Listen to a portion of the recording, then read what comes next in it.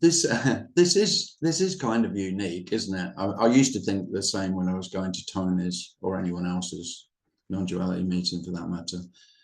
It is unique in that everything else, if you go to a meeting, you're going to get something.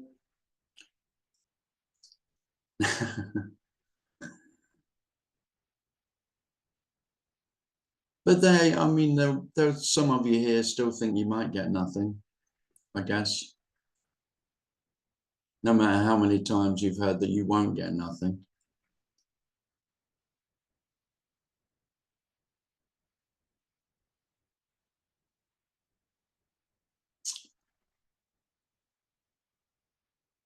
And it might sound unfair. That's not fair, is it? Tim's got nothing. Why the fuck can't I have nothing as well? No, I haven't got nothing. Tony hasn't got nothing.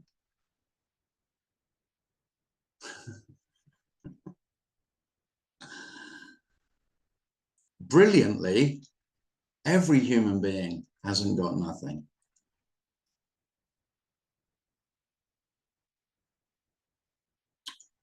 So,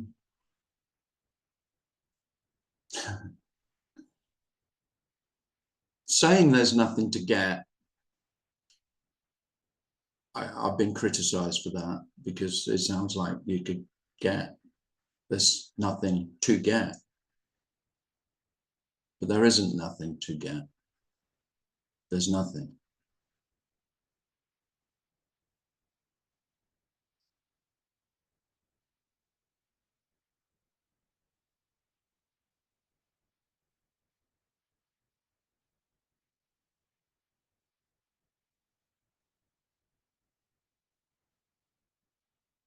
And nothing's nowhere near as good or as nowhere near as bad as it sounds. So nothing might sound wonderful when you're, pissed off with everything and you don't like what life seems to be giving, what's going on. Nothing can sound attractive. But it's neither good nor bad.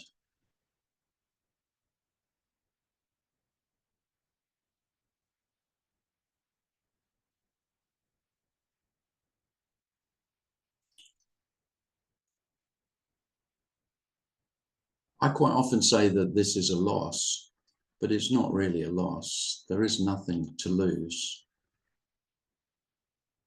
You can't lose nothing any more than you could gain nothing.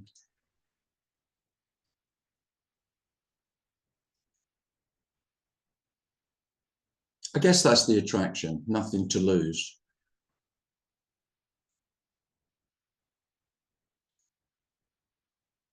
When I was in despair, when I was terrified of losing everything,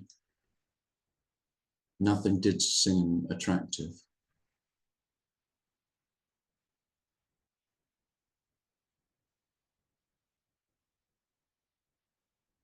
And in the seeming loss of everything, it does feel like loss. But actually, there was never anyone to lose anything. There was actually nothing to lose. This can't be lost or found.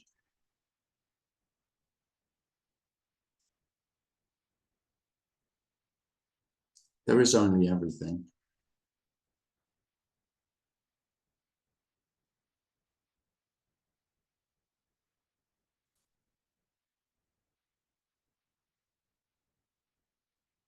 You just think there's more.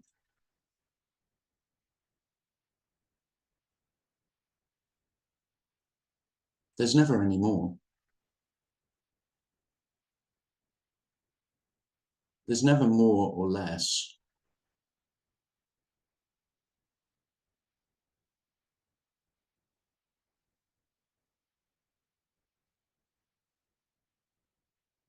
I think that's the love. It couldn't be any more.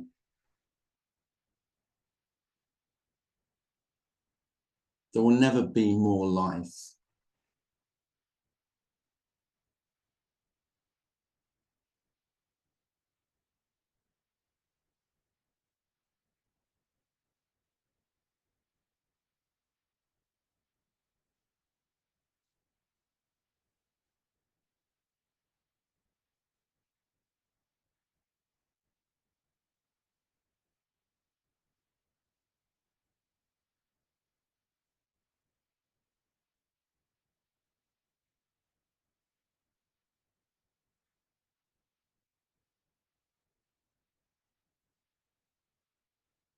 If I could get you to stop looking, I would.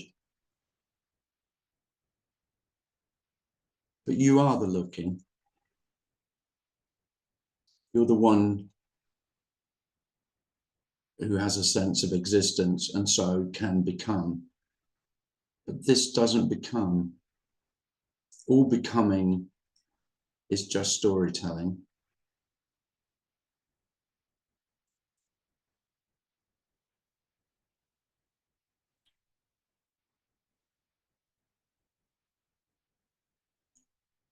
This is a futile attempt to speak of that doesn't change, the unchanging. The only way I seem to be able to speak about it is to call it nothing. But this nothing is everything.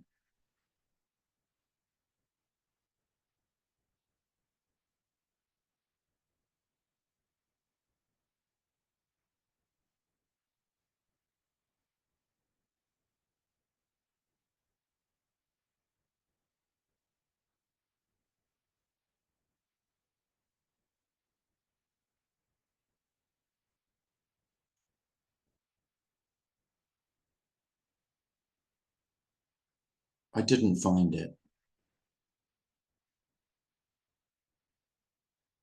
There's nothing to be found.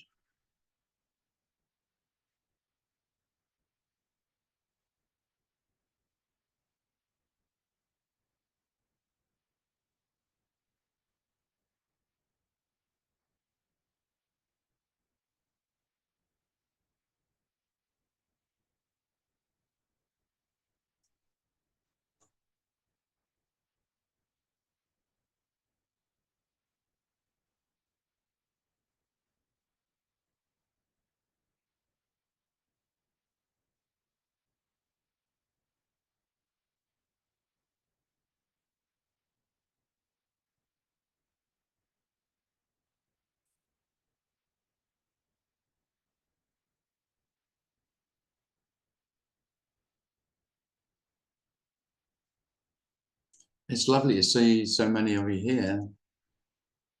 It's great.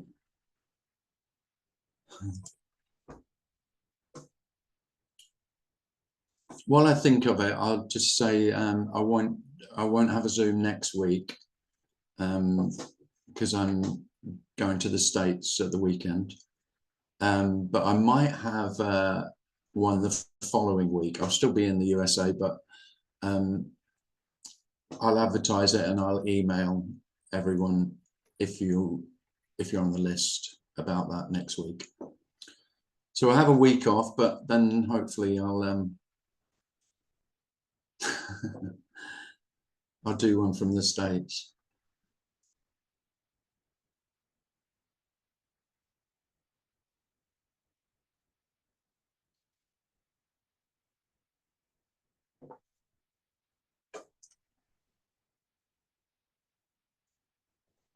And a little update about I was hoping that I'd have the book out this week, but I don't think it's going to happen. Still sorting the cover out, and keep changing my mind about a title.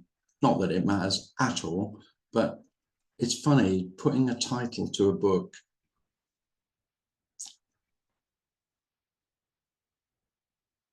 To change my mind quite a lot.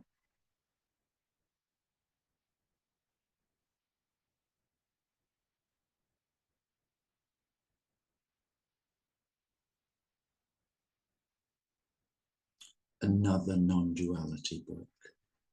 That'll help. What titles have you got? Hey? What titles have you got? I've got Doubtless Uncertainty. Ah, yeah, someone just about put the titles. Someone put that in chat. Yeah, that's nice. I'd have to go for that but then I go, yeah, it's a bit too, I don't know, bit showy, paradoxical. You know, it's like, oh, look how clever he is with his paradox. It's a bit too good. It's a bit, it's almost too good. Yeah, I do think that. It is good.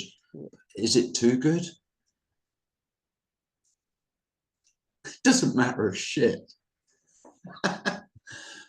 But I think it's either that or the Copenhagen talks. It's the sort of thing that Jiddu Krishnamurti would have put out a book called The Copenhagen Talks, because, you know, he'd done talks all over the world, and these are the specific Copenhagen talks. So I thought that sounds very, that's got a bit of prestige to it. Not any old talks. These are the Copenhagen talks. More worthless waffle. 240 pages of just this. At least 4 pages on golf. 3 pages on sex, I recall. I'm trying to sell it now. Maybe we should have sex in the title or something. Somebody did say, I can't remember now who said, if you put love in the title of this book, like you did the last one, I'm not fucking buying it. Oh, brilliant. And I love it that you've owned up to it as well. It won't have love in it. I'm trying really hard never to mention love ever again, but I can't make any guarantees of that. I've read it. I'd recommend it. You what? Said I've read it. I'd recommend it. Oh, sorry, Darren. Thank you very much. Yeah. Well, Darren's here. Darren did a proofread for me, which was great. How many mistakes did you find, Darren? About 15. Yeah, that's good. Yeah.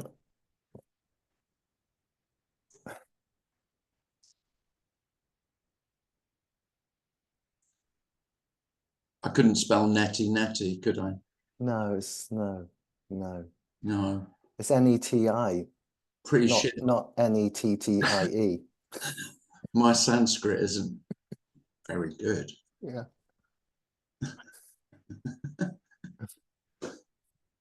Fishy, netty. Yeah.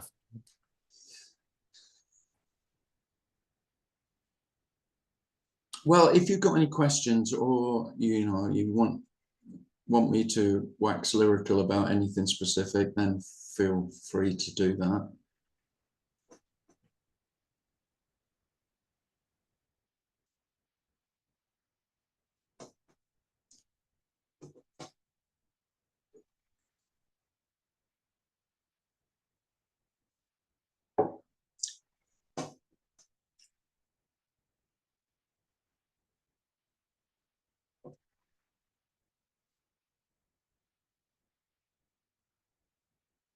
David has his hand up. David. Hi. Hi, David. Such a delightful time just to be with you.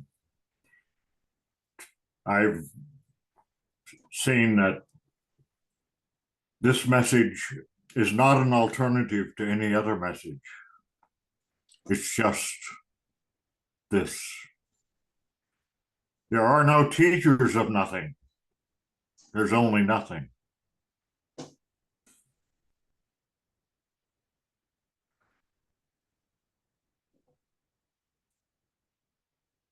And it's delightful. Thanks, David. Oh, I did a lovely, talking of teachers of nothing, I was introduced, I did a talk, a chat with Ilona of Liberation Unleashed. Do you remember Liberation Unleashed? Some of you have done that, I'm sure. Who's done that? Hands up. Confess your sins now and say, yes, I did Liberation Unleashed. Right. Me too. Anyway, Ilona was absolutely delightful, but I did think, because I watched the beginning of it and I went, oh shit, she introduced me as a teacher of non-duality. And I didn't correct her. Of course, that doesn't need any correcting. No. Not really. But the joy of speaking about this and the ease of speaking about this is because I'm not a teacher. Yeah. And I know what it feels like to be a teacher. Pretty fucking grim, I'll tell you. And this isn't at all. This is effortless and full of love. Sorry.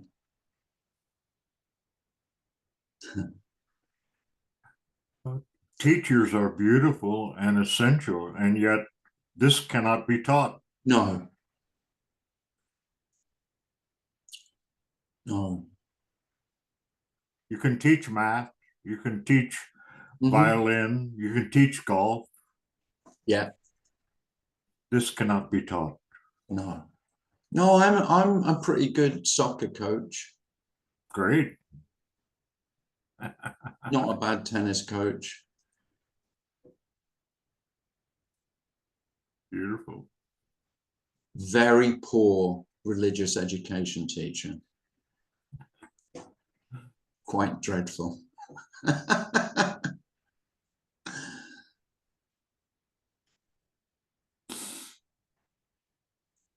Yeah, this can't be taught.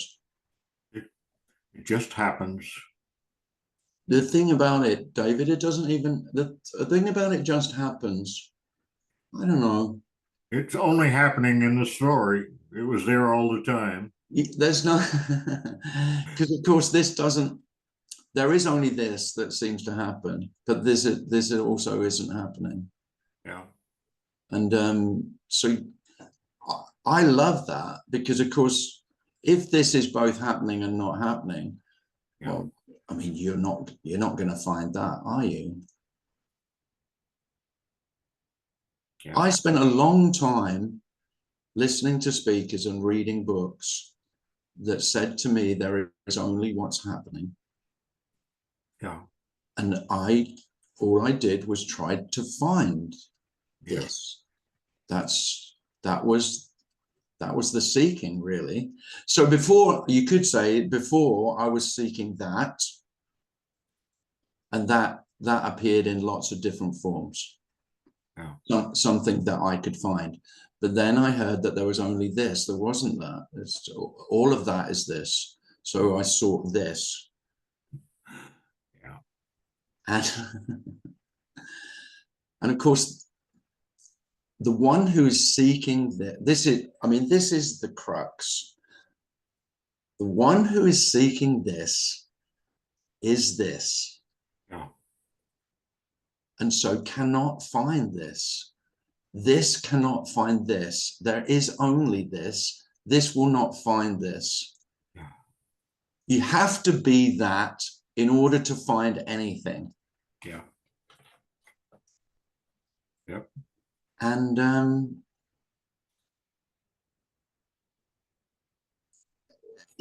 in a way, it's kind of disappointing. You won't get to nirvana. You won't enter the Garden of Eden.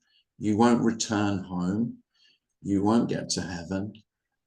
You won't become enlightened. You won't awaken. You won't become liberated. All of those are stories for me. Yeah. Don't kid yourself that the non-duality stories are the ones that are the true stories that will lead you to. There is nowhere to be led to. This doesn't lead anywhere. This isn't going anywhere. Quite literally, this isn't going anywhere. And what you've called yourself is this. And so, of course, you're not going anywhere. There's nowhere to go.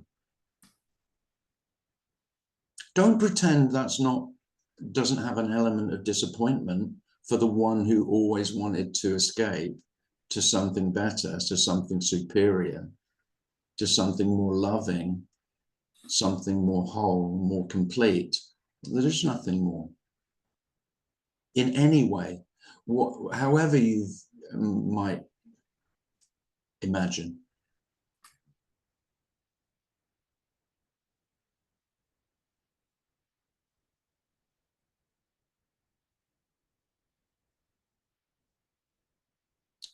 This is the whole shebang.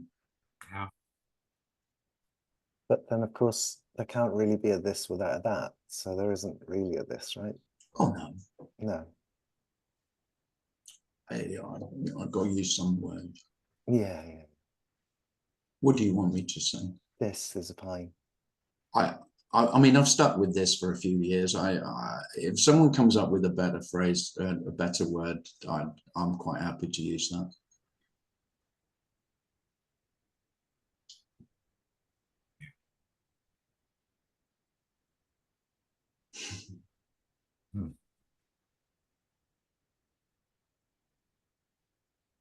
In the chat, Andrew says, just a question. How can you be doubtlessly uncertain?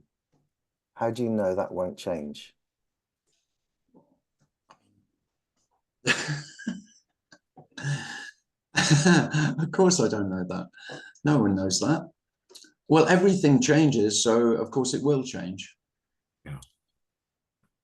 As you know, ideas, words, stories. I mean, a story is a story of change. If stories don't change, there's no story. How does he? What did he say? How can I be doubtlessly uncertain? How can you be doubtlessly uncertain? How do you know that won't change?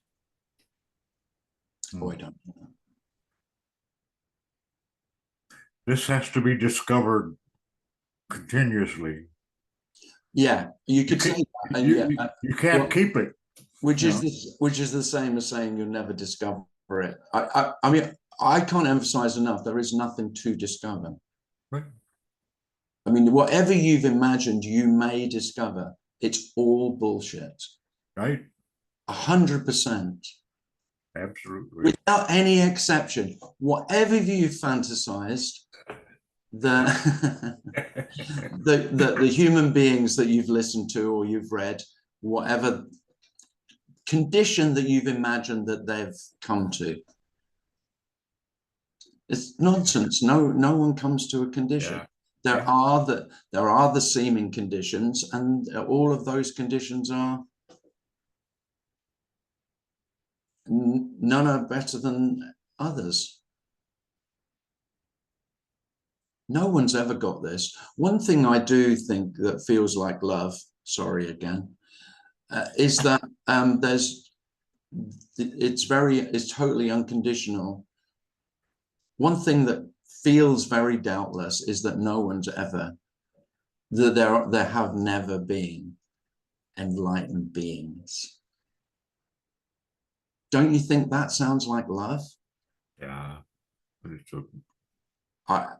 For me, that's the most loving, because whilst there are Buddhas and Christs and whatever else, you know, other super special, not just special beings, but super special beings, human beings, then you've got a chance, haven't you?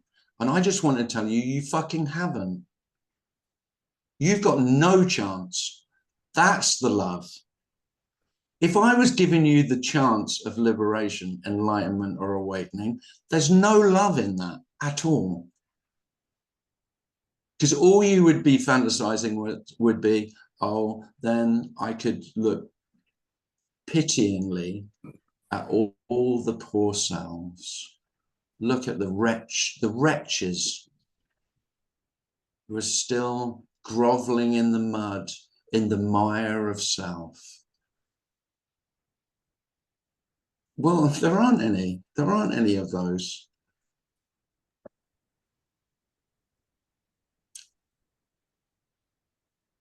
Also in the chat, Darblade says, could you speak more about love not being authority in French? Authority? Yeah. Yeah, I mean, that is the unconditional. Because if love had any authority, then it wouldn't be unconditional, would it? So what the love that I speak about is without any authority at all. In fact, love doesn't recognize any authority.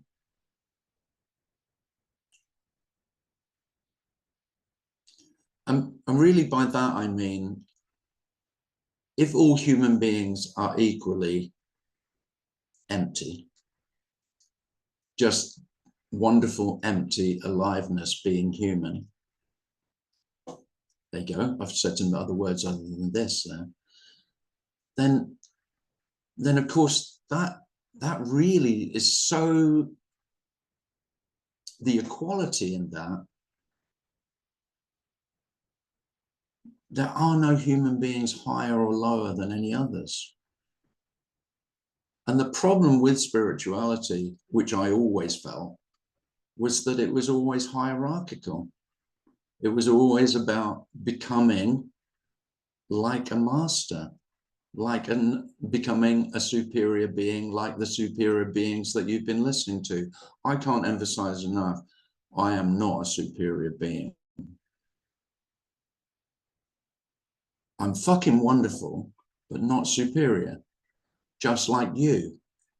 Isn't that love? Every human being. I mean, are you not in awe that there are apparently 8 billion human beings and everyone is absolutely unique? Even the ones who are genetically identical, as identical twins, are totally unique. And you know this if you know identical twins. The uniqueness of human beings is utterly astounding, as is the uniqueness of all being, everything.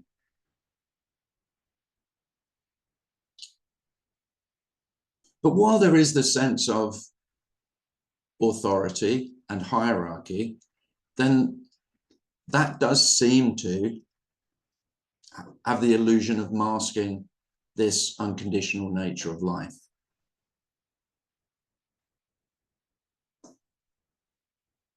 A tree doesn't have a life. You don't have a life.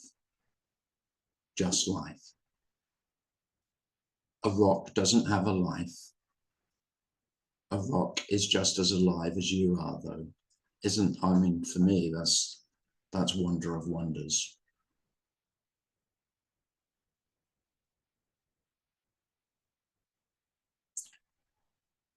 Razia has a hand up. Hi, Razia. Hi, Joe. Yeah, well, I'll just raise my hand, other things were spoken about.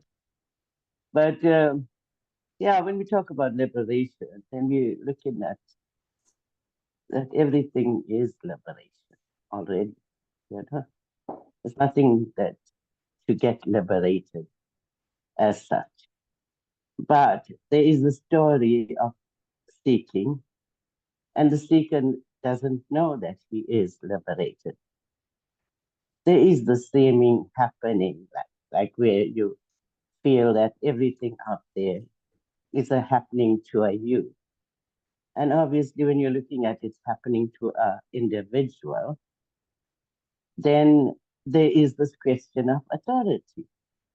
Yeah. Yeah, but I mean, if there's only aliveness, then there's no authority. No, none. Who is, yeah. It's the same way like people say there's no separation, and then they would give credit to a God. You know, it makes no sense. Because how can you now say that it's just aliveness and it's called wholeness, some people will call it awareness. And then now say that there is something, a higher power that has created everything so beautifully. And so technically it's like the mind is grappling with this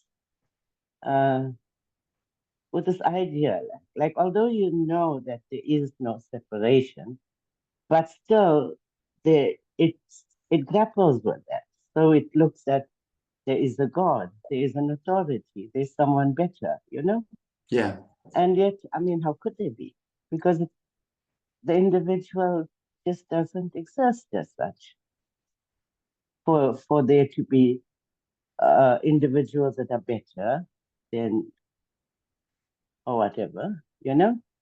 So yeah, gradually it's like you start to see through the cracks, right? And start to see that there can't be anything but aliveness. And then last week someone was talking about gratitude, you know? And then I was thinking, like, grateful to whom, you know? But yet this character always woke up every day for a couple of years and was grateful. As a kid, the story of Razia was gratitude always. Getting up every morning and being thankful for having a warm bed, for having coffee, for having a car to drive around. There was always this gratitude that happening, and then it was seen through that there was no one to be grateful to, or not even a one that should be having any gratitude, you know. Yeah. But I still will say, like, I still am grateful, just like being like thankful, like Oh yeah. Well, the like thing whatever. about gratitude is that gratitude is the same as every other feeling that self says is only applies Yeah. to me. So self claims gratitude that it must be me that's grateful, but gratitude is completely natural. There's no need. Yeah. You know, there's no ownership of gratitude any more than there is resentment. I can't emphasize this enough though. Don't think that, you know, once there's liberation, enlightenment, awakening, whatever you fantasize, that then there will just be the beautiful feelings like gratitude, and you would never be resentful or jealous or envious or angry or anything else that you've thought is a negative emotion. No. Yeah. They're perfectly natural. Yeah. I am still thankful to my daughter if she does something for me. Yeah. Or my brother does something, then you say thank you. It's part of your role, the role that we play in the story of art. Yeah. The story doesn't end. You still continue. You play your role. You be the best mother, the best sister that you can be. I mean, sometimes we can't be even the best, but we be whatever. You never know what's going to emerge. Because, I mean, who is the one that's in control? I think I probably say thank you more than I used to. Yeah. So that appears to be more gratitude. But I think really what that is me trying to make sense of it, is that I was always it's always transactional in relationship with people. And sometimes if there was any resentment, then I would withhold thanking someone. Whereas it's really natural, just if someone does something kind or generous, then it's really easy to say thank you. And it doesn't need to mean anything other than there is gratitude for kindness. It's very simple. And I think I was quite withholding of that. You know, to keep my power, you know, because there's a kind of humility in it. Yeah. Like I would say thank you to people, even if they have to do any little thing, you know. It's like you said, it becomes easier now to say thank you and ask for forgiveness if you do something wrong. I mean, these are all things that we do. And yet it's all that's arising. As it arises, we kind of like, there's no, whatever is occurring. Well, that's interesting. Yeah. I don't think I would ever ask anyone for forgiveness. Yeah. I don't. It happens. I'm not saying that couldn't happen. I don't imagine myself ever asking anyone for forgiveness. What the fuck is it to do with me whether someone forgives me or not? apart from that, there's no I to forgive. I just, There's no, that just yeah, wouldn't happen. yeah. Oh, thanks. Ultimately, there's no person. Thanks, Razia. Michael's got his hand up. Oh, Thank you. thank you. Hi, Thank you Michael. so much.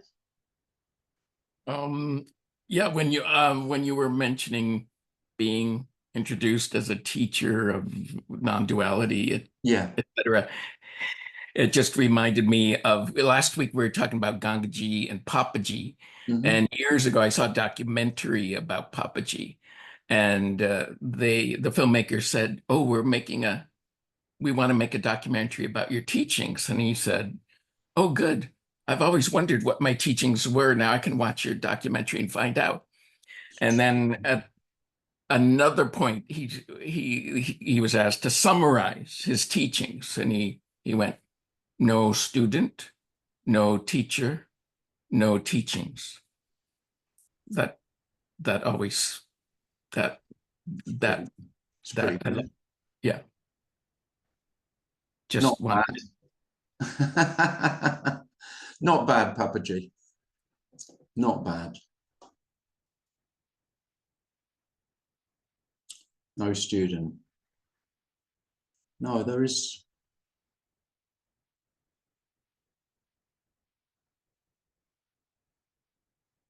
Absolutely everything is equal. Of course, there's no students.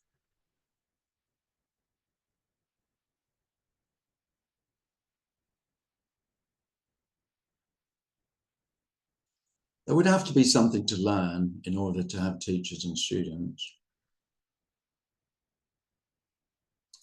And of course, there's infinite amount to learn, but that has nothing to do with what we're talking about at all. You can go and learn Hungarian.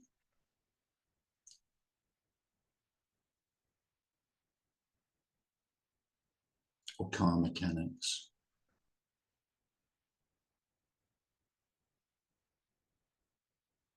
Or how to do a Rubik's Cube. I've always wanted to do a Rubik's Cube. I remember the frustration of those things. Wouldn't mind a lesson on that.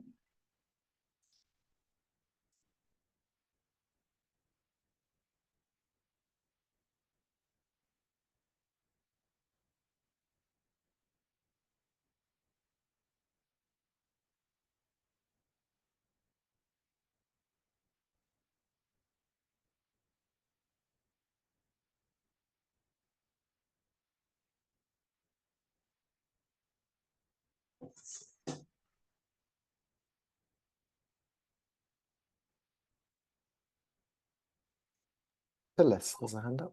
Oh, Phyllis, I'd love to hear your voice. I haven't heard your voice for 9 years. Speak to me, Phyllis. You're muted at the moment, Phyllis.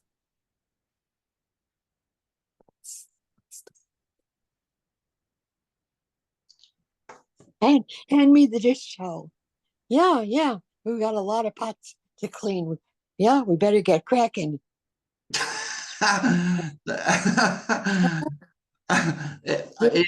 9 years. It's 9 years since we yeah, really.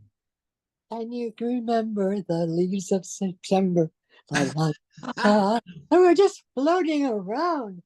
And it is a taste of this, I would say. It feels like. Do you remember the New Year's party? Probably not. I know I was there for sure. Yeah, you were there. I don't think I don't know when I left. No, not particular. What was there a particular event? We were just washing dishes. Me and you were washing a lot of dishes. Yeah, we did. We did a lot of that. Yeah, we did. Yeah. I drank a lot of beer. I can't remember what you were drinking. No, I don't drink, huh? That's what I thought. That's why I don't remember anything either. Yeah.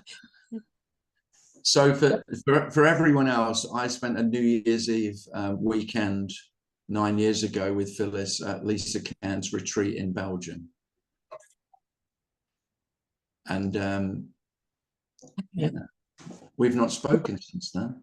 We were very playful, huh? We had such we fun. were so playful. It was, and you know, it it was feels like life is like that. Life is that. It's playfulness. It's the joy of saying, pass me the dish towel, dear. Oh, of course, huh? And everyone thought we were married, huh? Say, hurry up, Right. Stop No talking. one, people thought we were married. No one thought we were married, did they? No, I don't know what they thought, huh? No. I just think that was one of your fantasies, Phyllis. Oh, maybe. Probably, yes. No, because we saw pictures of your. It was wonderful, wasn't it?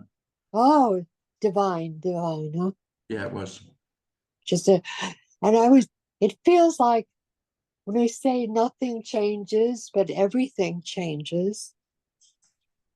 When there is a group, or seems to be an apparent resonance of lots of vibrations that are similar, lots of selves that are similar, there can arise a happiness, a sense of fulfillment, and I'd say parentheses from the horror of life.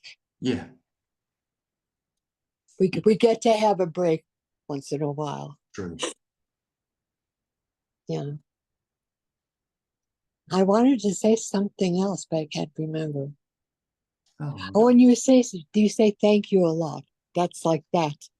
Where it's just you could also say I love you. It's the same thing as thank you, but it's not socially what we do. I could, and if I do that too much, much at the pub, I get into not even thinking. I saw the door open, put it there. Just like, get up, dog. Oh, it's great. It's great to hear your voice, Phyllis. Thank you, Tim.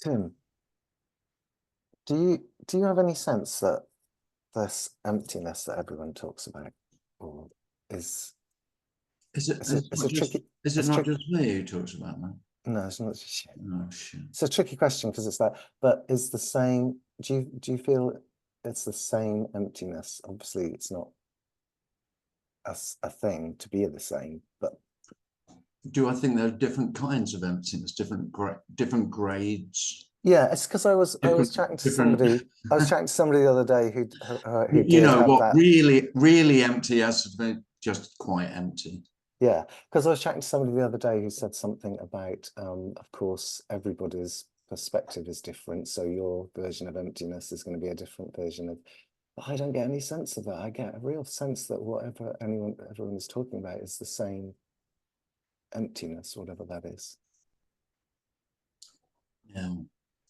We can but hypothesize about that. Yeah. I mean, let's compare. Let's get together. Let's get together a load of non-dual speakers and seekers, all kinds of non-duality idiots, yeah, and ask them to explain. Well, we'll get them first to describe the emptiness, yeah, and then to express the quality of it. Yeah. And then to compare the differences. Some kind of ranking You know, do they think it's higher or lower? You know, is it mediocre emptiness? Is it is it absolute emptiness, or only sort of partial? Now, here's the thing.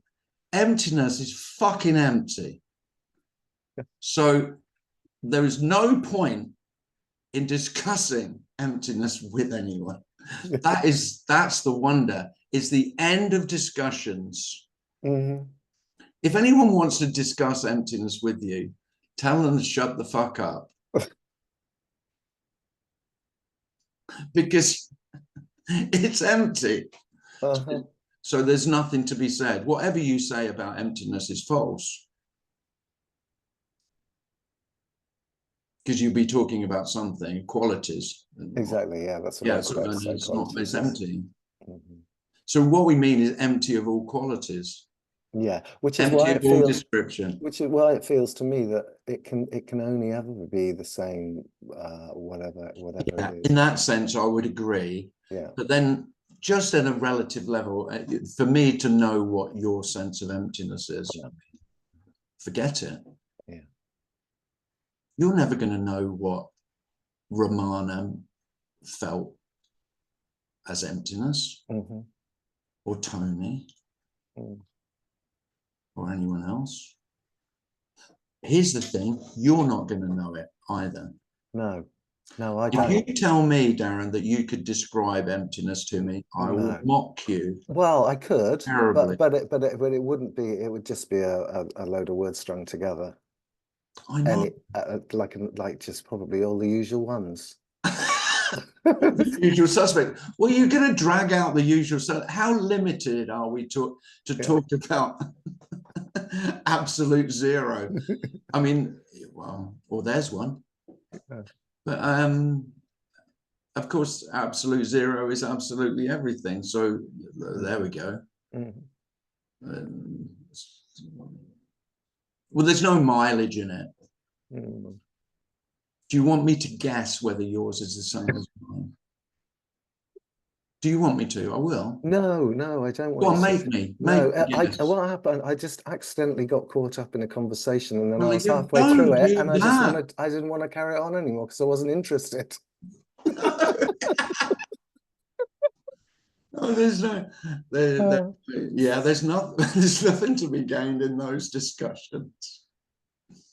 What do you mean by emptiness? I don't fucking know. That's what I mean. So really, my best description of emptiness is I really don't know.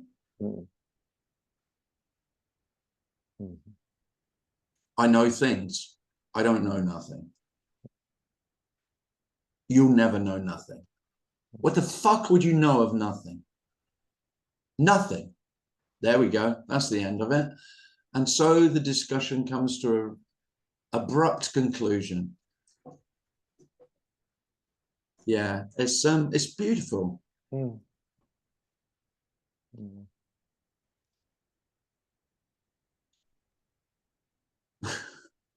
But Tim, sometimes it feels who's that? Like a hologram.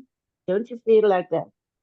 Like sometimes you feel like you're like a puppet or a hologram. Do I think that? Yeah. No. Don't you feel like that? Like this? Like you're just doing stuff, like just happening. No. I mean, if you feel like a puppet or that you're being not a puppet, more like a hologram, like there's nothing there, like it's empty.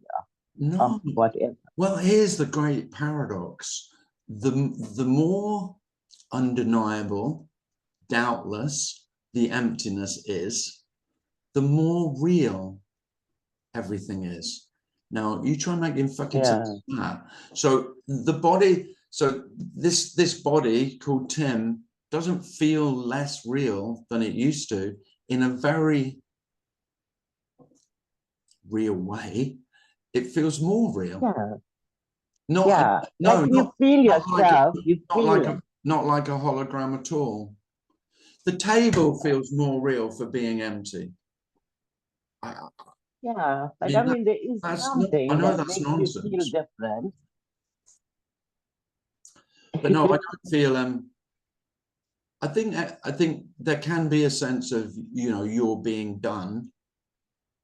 But I mean, Yeah. but that's just another identification that self would have about, you know, who I am. So now I'm not an autonomous self, I'm a puppet self, or I'm a holographic self. Yeah, so sometimes I get There's- that, there's- like when you are like traveling or you're doing something, and then it's like there's no self, you know? It's like just empty. I don't know. I don't know. Well, it was very. Sometimes it's like your mind to play tricks. I know that. I used to read a lot of stuff that, you know, said that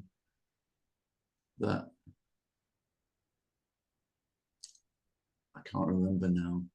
It's like as if without me, there still has to be some volitional force. There needs to be something. So something is doing the doing. Yes.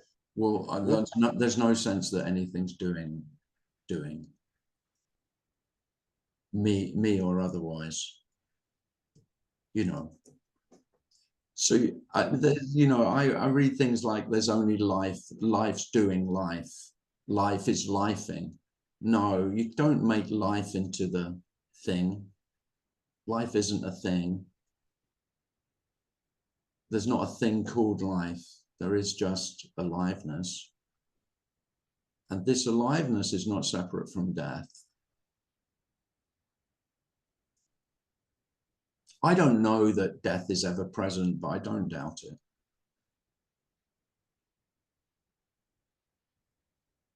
It's just that sometimes it feels like you're getting up and a part of you is not getting up, you know?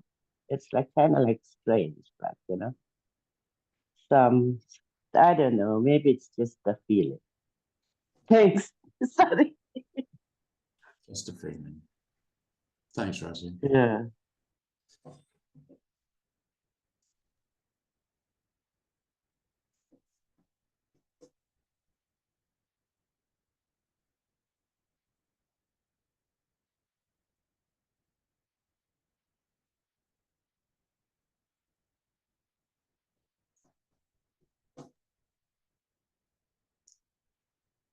If I had to guess, Darren, because I still want to guess, that's because I like guessing games. I love a quiz. Go on then. I waste a lot of my worthless, purposeless time watching shit daytime quiz shows. That's what you'll end up doing. That's what you're hoping for. That's the end game. You watch a lot of empty daytime TV. But what happens is you get quite good at purposeless, empty, meaningless quiz shows. I'm quite good. I haven't done it yet. I'm thinking of writing into The Chase. I like The Chase. I like Brad. I like Bradley Walsh, if you don't know The Chase. And he's funny. And I think I watch it. I watch it most days. If I'm in the house, I'll watch it. And I'm astounded by my brilliance. There you go. You've got to do it. Do it. Right in. I'm going to get on The Chase, and I'm going to. I just love the idea of, well, what do you do, Tim? Oh, I'm a retired teacher. What do you do now? I'm a non-duality speaker, and it's going to be on The fucking Chase. That would be good. You could wear a T-shirt with your book on it.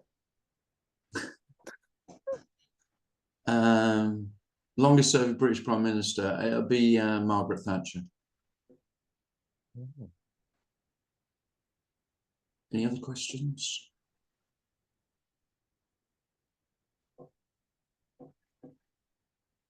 I'm not doing Mastermind.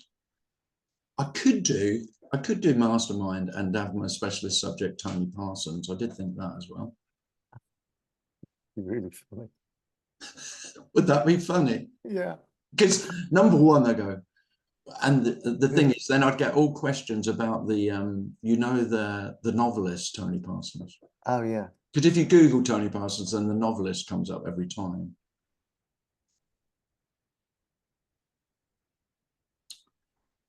Oh, I'm waffling some shit now.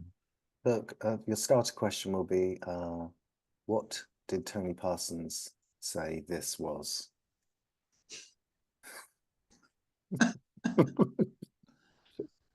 I could just say marmalade to every question. Yeah. I just think I thought I could do that. That's brilliant. VJ says I've got the Prime Minister question correct. I didn't even need it to be verified.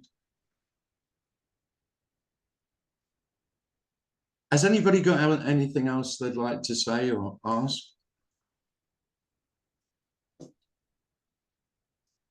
Been lovely to see you all. And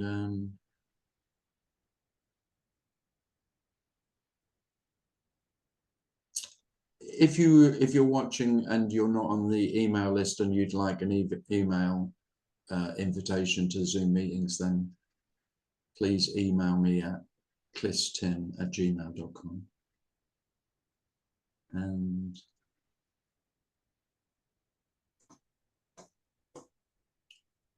hopefully I'll see you. We'll have a next meeting in 2 weeks. And in the chat, VJ says, correct, Margaret Thatcher, she served 11 years. And asks, which part did Tony Parsons disappear in? Oh, that's good. Yeah. See, I'd have to do some swatting up. Was it Regent's Park? I think it was Hampstead. Hampstead? I think so. Probably. Yeah. We've all disappeared in Hampstead Park, though. Yeah, that's true. Usually behind a tree for a little rendezvous.